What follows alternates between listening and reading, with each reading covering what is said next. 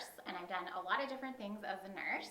I worked as a disaster relief nurse. I'm certified through the ANCC.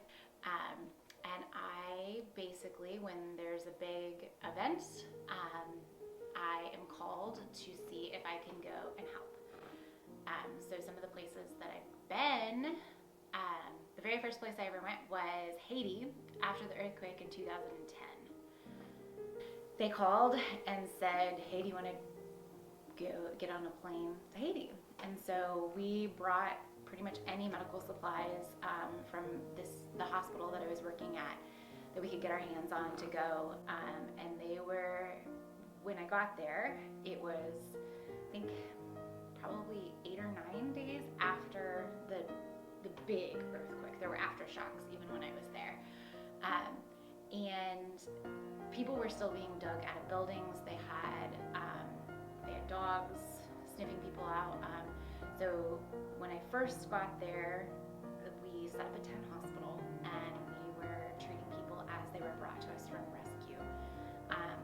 As the immediate rescue died down over the next couple weeks, then I was actually doing house checks and things like that, making sure when there's a big disaster like that, it's not just that immediate effect of making people safe, it's all the repercussions down the line. So a diabetic now can't get insulin transported to them, things like that, that we would go and see, hey, how can we help? Especially in a country like Haiti where they don't have the infrastructure we do.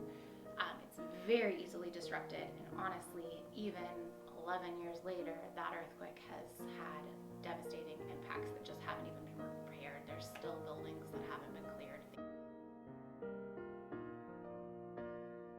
I was able to go post-Hurricane Harvey, and I worked rescue boats there, and that was pretty crazy because I had no idea what I was getting into once I was there. The streets were flooded. In a home in Houston, because of the drainage area, it was flooded up to this chair and beyond. In some places, whole floors were flooded, things like that. So there were some crazy rescues that occurred then. For sure, the most memorable was a pregnant lady that ended up delivering on our airboat. So that was pretty wild. So we were there with this woman on a boat, her by herself. She had nobody but myself, this Army ex-EMT medic, and this fisherman on the boat with her, who was the owner of the boat. And we got the baby out. The baby did actually have a nuchal cord, which means the cord's wrapped around its neck. And as a nurse, I don't deliver babies necessarily. I know what happens and what the physician has to do when that happens. And thank God I was able to do that. The baby was A-okay. The baby was term. I think she was about like 2 weeks earlier than expected, but healthy. And we had the baby latched on and nursing and stuff by the time we got her to where she needed to be and off to the hospital.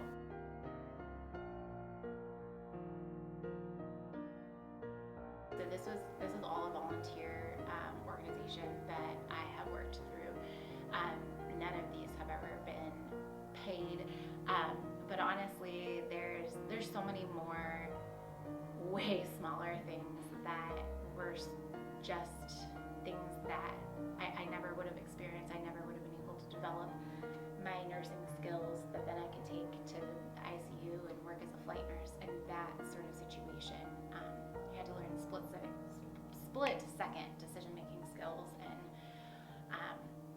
who needs you the most, lots of triaging skills, things like that. And then, man, I had a baby born in a helicopter as a flight nurse, but a baby born on an airboat was something pretty wild.